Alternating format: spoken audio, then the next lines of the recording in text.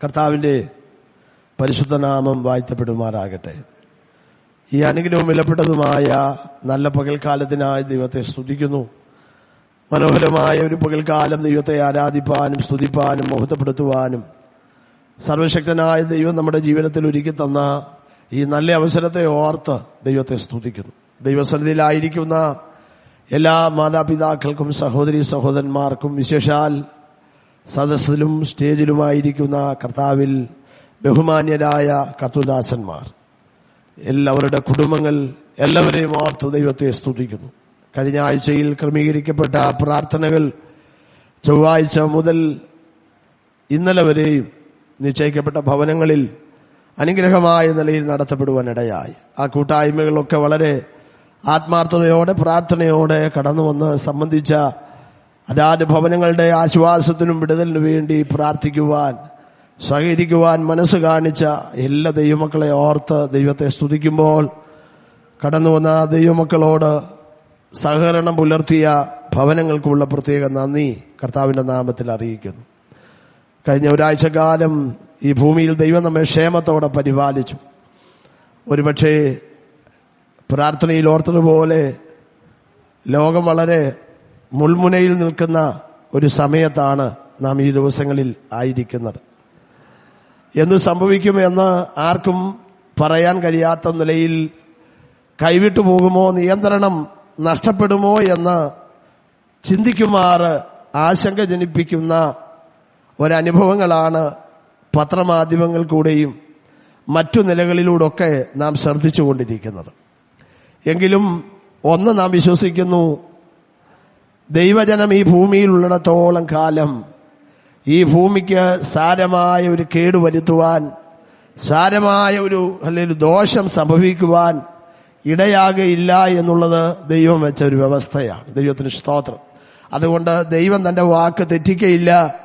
ആ നിലയിൽ നമുക്ക് ഓർത്ത് ദൈവസന്നിധിയിൽ സന്തോഷിക്കാൻ ഇടയുണ്ട്. അപ്പോൾ തന്നെ ഹല്ലേലൂയ, ഒന്നുകൂടെ നമ്മെ തന്നെ ഒരുക്കുവാനും ഒന്നുകൂടെ നമ്മെ തന്നെ ഉണർത്തുവാനും നമുക്ക് ഇടയായി തീരട്ടെ. ലോക സംഭവങ്ങൾ ഓരോന്നും കർത്താവിന്റെ വരവിനെയാണ് വിളിച്ചറിയിച്ചു കൊണ്ടിരിക്കുന്നത്. ലോകത്തിന് എന്ത് സംഭവിക്കുമെന്ന് ആർക്കും പറയാൻ കഴിയാത്ത ഒരനുഭവത്തിലേക്കാണ് കാലങ്ങൾ അതിന്റെ നിലകളിൽ നീങ്ങിപ്പോയിക്കൊണ്ടിരിക്കുന്നത്. ദൈവത്തിന് സ്തോത്രം. അതുകൊണ്ട് വചനം പറയുന്നത് പോലെ സംഭവിക്കുന്ന എല്ലാറ്റിൽ നിന്നും ഒഴിഞ്ഞു പോകേണ്ടതിനും മനുഷ്യപുത്രന്റെ മുൻപാകെ നിലനിൽക്കേണ്ടതിനും സദാകാലവും ഉണർന്നും പ്രാർത്ഥിച്ചും ജാഗ്രതയോടെ നിലനിൽപ്പാൻ കർത്താവ് എല്ലാ ദൈവമക്കളെയും ദൈവം സഹായിക്കട്ടെ എന്ന് ആത്മാർത്ഥമായി പ്രാർത്ഥിച്ചുകൊണ്ട് ഇന്ന് പകൽ വായിച്ച സങ്കീർത്തന ഭാഗത്തേക്ക് നമ്മുടെ ശ്രദ്ധ കൊണ്ടുവരാം. വളരെ വേഗത്തിൽ ദൈവം എന്നെ ഏൽപ്പിച്ച ഒരാലോചന പങ്കുവെച്ച് ദൈവസന്നിധിയിൽ ഇരിപ്പാൻ ആഗ്രഹിക്കുന്നു. വളരെ മനോഹരമായ ഒരു സങ്കീർത്തനമാണ് നമുക്ക് വായിപ്പാനിടയായത്.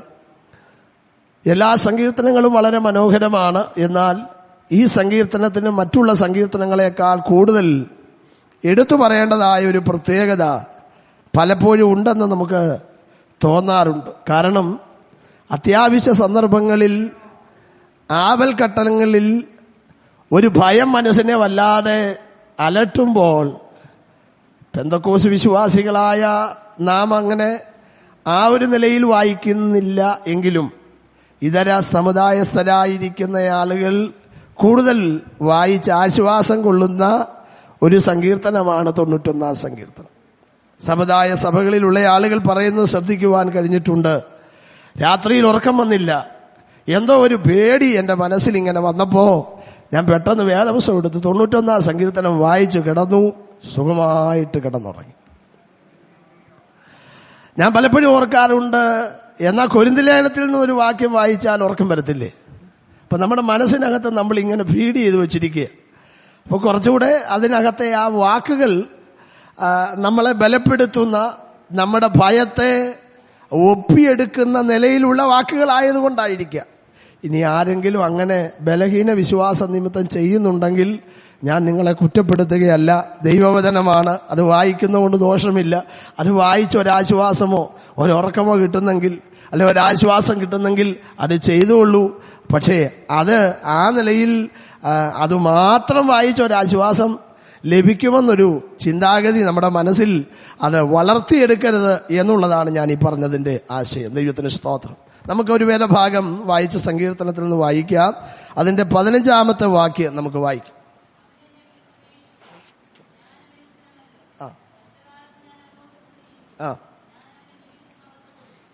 വായിച്ച ആ വചനത്തെ ഓർത്ത് ദൈവത്തെ സ്തുതിക്കുന്നു. 91-ാം സങ്കീർത്തനം അതിന്റെ 15-ാമത്തെ വാക്യമാണ് വായിച്ചത്. അതിൽ 3 വാചകങ്ങൾ നമുക്ക് ശ്രദ്ധിക്കുവാൻ വായിക്കുവാൻ കഴിഞ്ഞു. അവൻ എന്നെ വിളിച്ചപേക്ഷിക്കും, ഞാൻ അവന് ഉത്തരമരുളും. കഷ്ടകാലത്ത് ഞാൻ അവനോട് കൂടെയിരിക്കും, ഞാൻ അവനെ വിടുവിച്ച് മഹത്വപ്പെടുത്തും. 3 ചിന്തകളാണ് നമ്മൾ വായിച്ചത്. അതിന്റെ ആരംഭത്തിലെ 2 വാചകങ്ങൾ അല്പസമയം വിശദീകരിച്ച് ദൈവസന്നിധി പ്രാർത്ഥിപ്പാൻ കർത്താവിൽ ആഗ്രഹിക്കുന്നു. അതിന്റെ ആരംഭ വാചകം എങ്ങനെയാണ്? അവൻ എന്നെ വിളിച്ചപേക്ഷിക്കും, ഞാൻ അവന് ഉത്തരമരുളും. നാം എല്ലാവരും ദൈവസന്നിധിയിൽ പ്രാർത്ഥിക്കുന്നവരാ, ദൈവത്തോട് അഭയാചന കഴിക്കുന്നവരാ, ദൈവത്തോട് നിലവിളിക്കുന്നവരാ. നമ്മുടെ ഏത് ആവശ്യങ്ങൾ വരുമ്പോഴും കർത്താവേ എനിക്ക് ഉത്തരമരുളണമേ, എന്നോട് മനസ്സലിയണമേ, എന്നോട് കരുണ തോന്നണമേ എന്ന് നാം പ്രാർത്ഥിക്കുവാൻ തയ്യാറാകുന്ന വേളകളിൽ ഈ വാചകങ്ങളൊക്കെ അതിനകത്ത് നമ്മൾ ചേർത്ത് പ്രാർത്ഥിക്കാറുണ്ട്. ഭവന പ്രാർത്ഥനയിലാണെങ്കിലും നമ്മുടെ വ്യക്തിപരമായ പ്രാർത്ഥനയിലാണെങ്കിലും ലഭിക്കപ്പെടുന്നതായ ഏതവസരങ്ങളിൽ നാം പ്രാർത്ഥിക്കുമ്പോഴാണെങ്കിലും ഈ വാക്കുകളൊക്കെ ഉരുവിട്ട് നാം ദൈവസന്നിധി പ്രാർത്ഥിക്കാറുണ്ട്. കർത്താവ്, അങ്ങയുടെ വചനത്തിൽ ഇങ്ങനെ കാണുന്നുണ്ടല്ലോ, എന്നെ വിളിച്ചപേക്ഷിച്ചാൽ ഉത്തരമരുളാമെന്നുള്ള അങ്ങയുടെ വാഗ്ദത്ത പ്രകാരം ഞാൻ അങ്ങയോട് പ്രാർത്ഥിക്കുന്നു എന്നൊക്കെ പറഞ്ഞ് നമ്മൾ ആ നിലയിൽ വാഗ്ദത്തത്തെ മുറുകെ പിടിച്ച് നമ്മൾ പ്രാർത്ഥിക്കുവാൻ ഇഷ്ടപ്പെടുന്നവരാ. ദൈവത്തിന് സ്തോത്രം. എന്നാൽ ദൈവമക്കളെ, വിളിച്ചപേക്ഷിച്ചാൽ ഉത്തരം തരുമെന്നുള്ളത് സത്യമായ കാര്യമാണ്. വിളിച്ചപേക്ഷിച്ചാൽ ദൈവം ഉത്തരം തരും. പക്ഷേ അതിനകത്തൊരു ചെറിയ തിരുത്തിന്റെ ആവശ്യമുണ്ട്. വിളിച്ചപേക്ഷിക്കുന്നവന് ഒരു യോഗ്യത ഉണ്ടായിരിക്കണം. ഹല്ലേലൂയ. ഒരു യോഗ്യത ഉണ്ടായിരിക്കണം. ദൈവത്തെ വിളിച്ചപേക്ഷിച്ചാൽ ദൈവം ഉത്തരമരുളും. അതുകൊണ്ട് ആർക്കും കയറി വിളിച്ചപേക്ഷിക്കാൻ പറ്റത്തില്ല എന്ന് പറഞ്ഞാൽ ഞാൻ അതുകൊണ്ട് ഉദ്ദേശിച്ചത് ആർക്കും പ്രാർത്ഥിക്കാം, ഏത് മനുഷ്യനും പ്രാർത്ഥിക്കാം. ഹല്ലേലൂയ. യേശുക്രിസ്തു ഈ ഭൂമിയിലേക്ക് കടന്നു വന്നത് ചില ഇതര സമുദായക്കാർ ചിന്തിക്കുന്നത് പോലെ ക്രിസ്ത്യാനികളുടെ ദൈവമായിട്ടല്ല എന്നുള്ളത് നമുക്കറിയാം. യേശുവിന്റെ ജനനത്തെക്കുറിച്ച് പ്രകീർത്തിച്ചതായ ദൂതന്മാർ പറഞ്ഞത് സർവ്വജനത്തിനും ഉണ്ടാകാനുള്ള ഒരു മഹാസന്തോഷം ഞാൻ നിങ്ങളോട് കീർത്തിക്കുന്നു. യേശുക്രിസ്തു എന്ന രക്ഷിതാവ് ദാവീദിന്റെ പട്ടണത്തിൽ നമുക്കായി ജനിച്ചിരിക്കുന്നു. അപ്പോൾ യേശു ജനിച്ചത് ഏതെങ്കിലും ഒരു പ്രത്യേക വിഭാഗത്തിനു വേണ്ടിയല്ല, ഈ ലോകത്തിലുള്ള സർവ്വ ജനത്തിനു വേണ്ടിയാണ് യേശു ജനിച്ചത്. ഇതാ നമ്മൾ ബാബിലോണിന്റെ തീച്ചൂളയിലേക്ക് നാം ശ്രദ്ധിച്ചു നോക്കിയാൽ 3 ബാലന്മാർ ദൈവനാമത്തിന് വേണ്ടി നിന്നതിൻ്റെതായ കാരണത്താൽ അവർ ചൂളയിലേക്ക് അവർ എറിയപ്പെടാനിടയായിത്തീർന്നു. ദൈവത്തിന് സ്തോത്രം. ഹല്ലേലൂയ. രാജാവ് അത്ഭുത പരതന്ത്രനായി എഴുന്നേറ്റ് നിന്നുകൊണ്ട് തന്റെ കൂടെ നിൽക്കുന്ന ആളുകളോട് പറയുന്ന ഒരു കാര്യമുണ്ട്. നാം 3 പേരെ അല്ലേ ഈ ചൂളയിലേക്ക് ഇട്ടത്, എന്നാൽ 4 പേർ കെട്ടഴിഞ്ഞ് നടക്കുന്നതായി ഞാൻ കാണുന്നു. 4-ാമത്തവന്റെ രൂപം ഒരു ദൈവദൂതന്റെ രൂപം പോലെ ഞാൻ കാണുന്നു. ദൈവത്തിന് സ്തോത്രം. ദൈവപൈതലേ, നീ അനുഭവിക്കുന്ന കഷ്ടതയിൽ നിന്നോട് കൂടെ ഇറങ്ങി വരുന്നവനാ ദൈവം. ഇന്ന് പകൽക്കാലം കഷ്ടതയുടെ തീച്ചൂളയിലൂടെ കടന്നു പോകുന്ന ദൈവപൈതലേ, നീ അറിയാതെ ഒരു അദൃശ്യ സാന്നിധ്യം നിന്റെ കൂടുണ്ടെന്നുള്ളത് ഇന്ന് പകൽക്കാലം ഞാൻ പറയുമ്പോൾ അത് അനുഭവിക്കുന്നവർ കരങ്ങളെ ഉയർത്തി ദൈവത്തെ സ്തുതിച്ചാട്ടെ. ആ സാന്നിധ്യം ഞാൻ അനുഭവിക്കുന്നുണ്ട്. ആ കരം എന്നെ പിടിച്ചിട്ടുണ്ട്. ആ കരം എന്നെ തൊടുന്നുണ്ട്. ആ സാന്നിധ്യം ഞാൻ അനുഭവിക്കുന്നുണ്ട്. ആ ദൈവനോട് കൂടെ ഉള്ളത് കൊണ്ടാണ് ഞാൻ ഇതുവരെ നിന്നത്. Praise the Lord. ആ കർത്താവിന്റെ സാന്നിധ്യം ഞാൻ അനുഭവിക്കുന്നുണ്ട്. ദൈവത്തിന് സ്തോത്രം.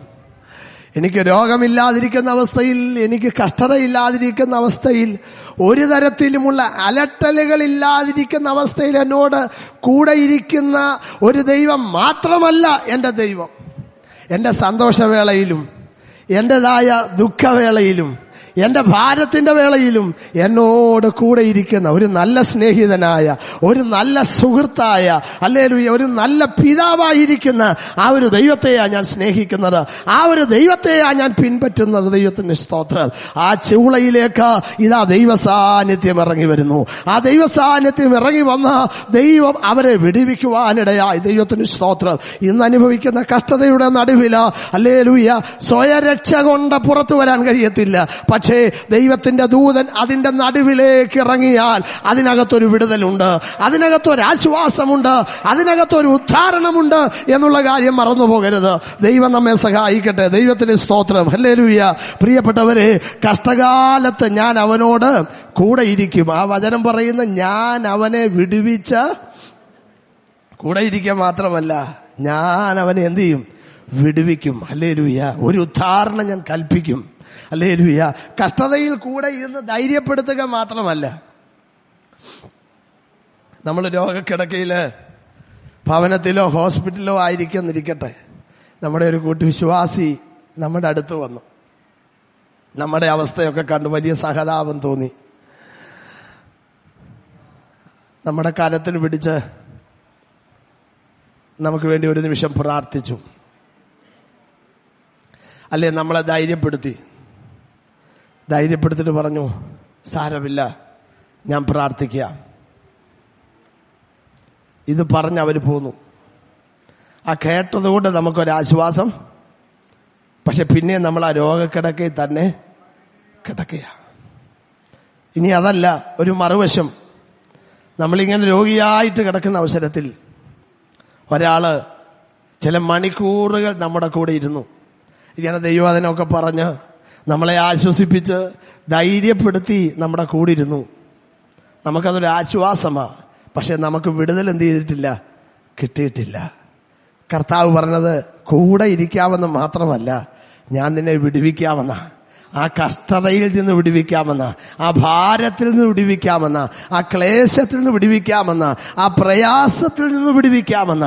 അപ്പോൾ ദൈവത്തെ വിളിച്ചപേക്ഷിക്കുന്ന ദൈവ പൈതലിന് ലഭിക്കുന്ന ഒന്നാമത്തെ നേട്ടം, കഷ്ടതയിൽ നിന്ന് ദൈവം അവനൊരു ഉദ്ധാരണം എന്ത് ചെയ്യും? കൽപ്പിക്കും. ദൈവത്തിന് സ്തോത്രം. രണ്ടാമത്തെ ഹല്ലേലൂയ നേട്ടം എന്ന് പറയുന്നത് യിരെമ്യാ പ്രവാചകന്റെ പുസ്തകം 33-ാം അധ്യായം അതിന്റെ 3-ാമത്തെ വാക്യം. എന്നെ വിളിച്ചപേക്ഷിക്കുക, ഞാൻ നിനക്ക് ഉത്തരം അരുളും. അപ്പൊ വിളിച്ചപേക്ഷിക്കുന്നവന് ലഭിക്കുന്ന രണ്ടാമത്തെ അനുഗ്രഹം എന്ന് പറയുന്നത്, അവൻ അറിയാത്തതായ, അവന്റെ സ്വന്തം ബുദ്ധി കൊണ്ട് ഗ്രഹിക്കാൻ പറ്റാത്തതായ അഗോചരമായ കാര്യങ്ങളെ ദൈവം അവൻ എന്ത് ചെയ്യും? അറിയിച്ചു കൊടുക്കും. വലിയ വിശദീകരണത്തിൽ ഞാൻ ആഗ്രഹിക്കുന്നില്ല. രണ്ട് വ്യക്തികളെ ചൂണ്ടിക്കാട്ടുമ്പോൾ അതിന്റെ പൊരുൾ ദൈവമക്കൾക്ക് മനസ്സിലാകും. ആ വായിച്ച വാക്യം ഇതാണ്: എന്നെ വിളിച്ചപേക്ഷിച്ചാൽ നീ അറിയാത്തത്, നിന്റെ ബുദ്ധി കൊണ്ട് ഗ്രഹിക്കാൻ കഴിയാത്തതായ അഗോചരമായിട്ടുള്ളത് ഞാൻ നിന്നെ എന്ത് ചെയ്യും? ഇവിടെ ഇതാ ഒരു ഫറവോ രാജാവ് ഒരു സ്വപ്നം കണ്ടു. ഈ സ്വപ്നത്തിനൊരു വ്യാഖ്യാനം പറയാൻ രാജ്യത്തുള്ള സകല പുള്ളികളെയും, ഈ ഒരു വിഷയത്തിൽ അതിന്റെ ഒരു സിദ്ധി ലഭിച്ച സകലരെയും വിളിച്ചു പറഞ്ഞു. പുള്ളിക്ക് സ്വപ്നം, അതിന്റെ അർത്ഥം അതൊന്ന് ഗ്രഹിപ്പിക്കണം. എല്ലാവരും വന്നു. അവരാകുന്ന രീതിയിലൊക്കെ നോക്കി. എന്നിട്ട് അവർക്കൊന്നും ആ കാര്യത്തിന് ഒരു തൃപ്തികരമായ ഒരു മറുപടി കൊടുക്കാൻ കഴിഞ്ഞില്ല. അങ്ങനെ ഇരിക്കുമ്പോഴാണ് ഹല്ലേലൂയ യോസഫ് അവിടേക്ക് വന്നു. യോസഫ് ആ കാര്യത്തിന് വേണ്ടി ദൈവസന്നിധി പ്രാർത്ഥിച്ചു. ദൈവം അവനോട് സംസാരിച്ചു.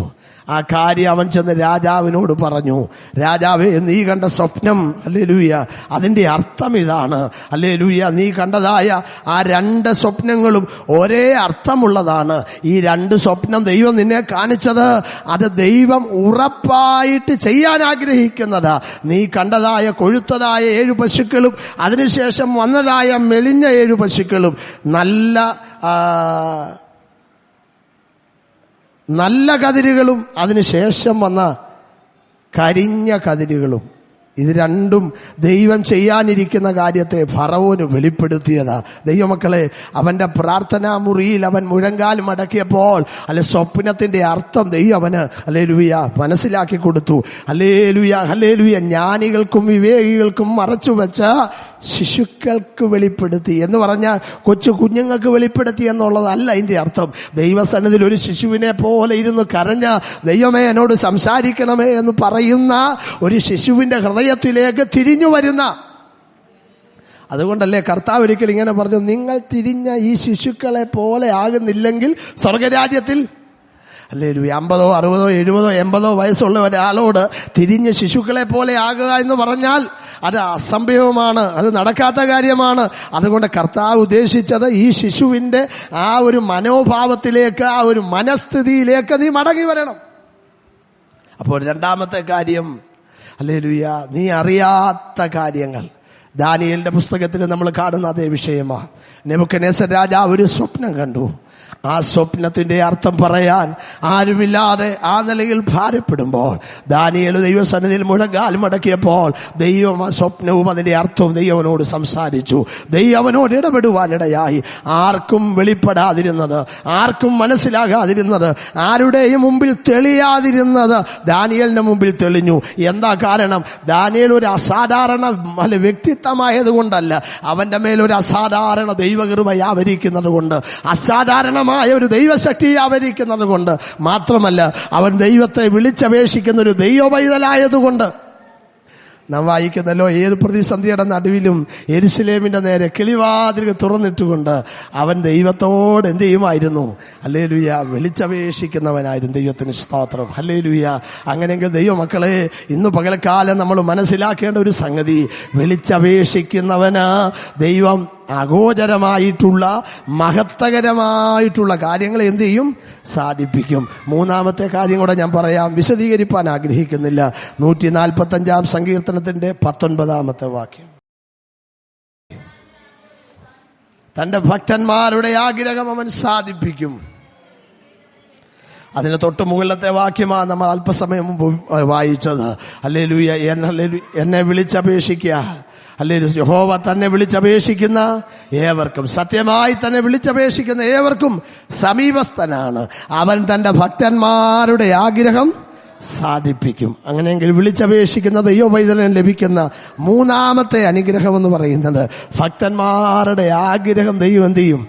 നീ ദൈവത്തെ വിളിച്ചപേക്ഷിക്കുന്ന ഒരു ദൈവ പൈതലാണെങ്കിൽ, അല്ലെങ്കിൽ സാഹചര്യം നോക്കാതെ, സന്ദർഭം നോക്കാതെ, അനുകൂല പ്രതികൂല സാഹചര്യത്തിന്റെ നടുവിലും നിഷ്കളങ്കതയോടെ ദൈവത്തെ വിളിച്ചപേക്ഷിക്കുന്ന ദൈവ പൈതലാണെങ്കിൽ, ദൈവ പൈതലേ, ദൈവം നിന്റെ ആഗ്രഹത്തെ സാധിപ്പിക്കും. നീ പ്രാർത്ഥിച്ചുകൊണ്ടിരിക്കുന്ന വിഷയത്തില് ദൈവം മറുപടി കൽപ്പിക്കും. ഹല്ലേലൂയ. നീ ആഗ്രഹിക്കുന്ന വിഷയത്തില് ദൈവം നിനക്കൊരു ഉത്തരം തരും. ദൈവത്തിന് സ്തോത്രം. നീ പ്രാർത്ഥിക്കുന്നത് വ്യക്തിപരമാണെങ്കിലും ഭവനത്തിൻ്റെതാണെങ്കിലും തലമുറയെ കുറിച്ചുള്ളതാണെങ്കിലും അതേത് വിഷയമാണെങ്കിലും, എത്ര സങ്കീർണമായിട്ടുള്ളതാണെങ്കിലും, എത്ര ഗൗരവമായിട്ടുള്ളതാണെങ്കിലും, അതിന് മറുപടി നിന്ന് ആദരിപ്പാൻ, മറുപടി നിന്ന് മാനിപ്പാൻ എന്റെ ദൈവം വിശ്വസ്തനാണ്. ഭക്തന്മാരുടെ ആഗ്രഹം സാധിപ്പിക്കും. ഞാനും നീയും ദൈവത്തെ വിളിച്ചപേക്ഷിക്കുന്ന, വചനപ്രകാരം വ്യവസ്ഥ പ്രകാരം ദൈവത്തെ വിളിച്ചപേക്ഷിക്കുന്ന ഒരു ദൈവവൈതലാണെന്ന് ദൈവസന്നിധിയിൽ ഉറപ്പുവരുത്തിയാൽ നമ്മെ മാനിപ്പാൻ ദൈവം വിശ്വസ്തന.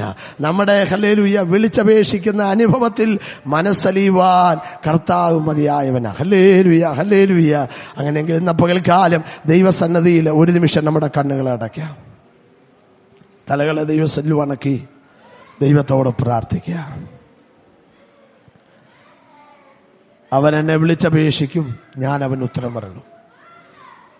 കഷ്ടകാലത്ത് ഞാൻ അവനോട് കൂടെയിരിക്കും, ഞാൻ അവനെ വിടുവിച്ച് മഹത്വപ്പെടുത്തും. ആ തിരുവചനത്തിൽ നിന്ന് നാം കേട്ടതായ ചിന്തകൾ, ഉൾക്കൊണ്ടതായ ചിന്തകൾ നമ്മുടെ ജീവിതത്തിൽ അനുഗ്രഹമായി തീരട്ടെ, ആശ്വാസമായി തീരട്ടെ. ആയതിൻ പ്രകാരം മുന്നേറുവാൻ ദൈവകരങ്ങൾ ഒരിക്കൽ കൂടെ സമർപ്പിക്കുക. നമുക്ക് വീണ്ടും പ്രാർത്ഥിക്കാം. നല്ലവനായ ദൈവമേ, സ്വർഗീയ പിതാവേ, നല്ല നിമിഷത്തിനായ സ്തോത്രം. മനോഹരവും വിലപ്പെട്ടതുമായ ഈ നല്ല പകൽക്കാലം അവിടുത്തെ സന്നിധിയിലായിരിക്കാൻ ഞങ്ങളെ സഹായിച്ചു.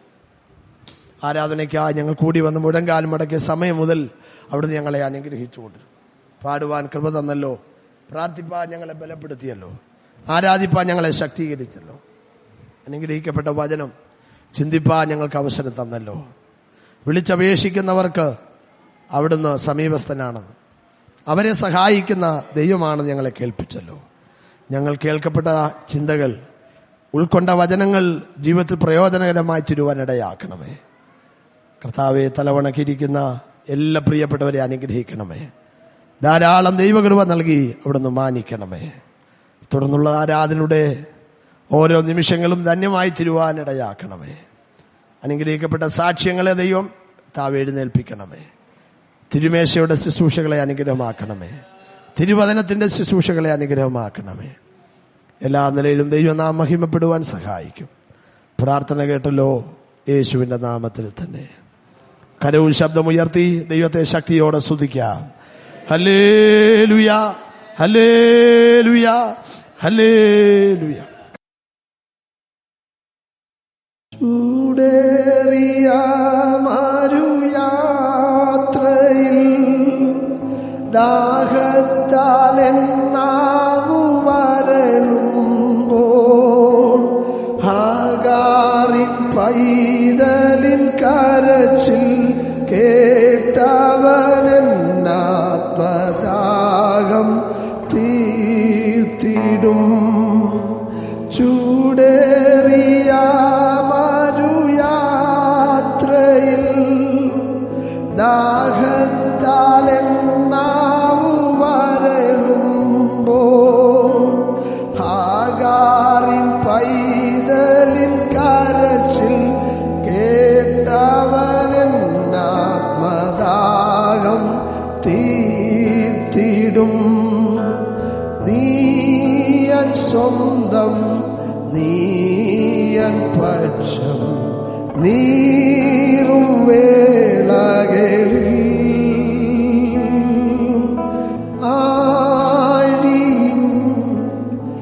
ആഴങ്ങളിൽ ആനന്ദം നീ എനിക്ക്. ചതഞ്ഞ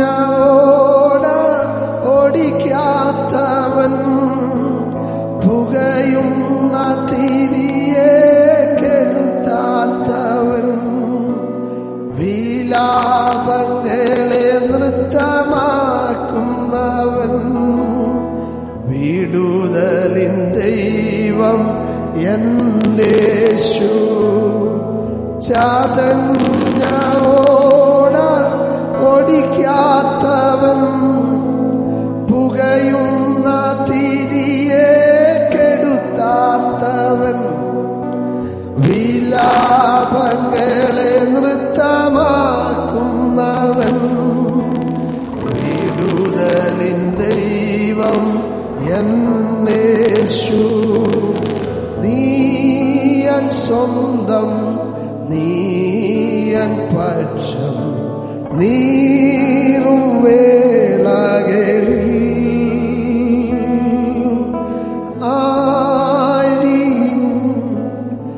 ആഴങ്ങളിൽ ആനന്ദം നീ എനിക്ക്.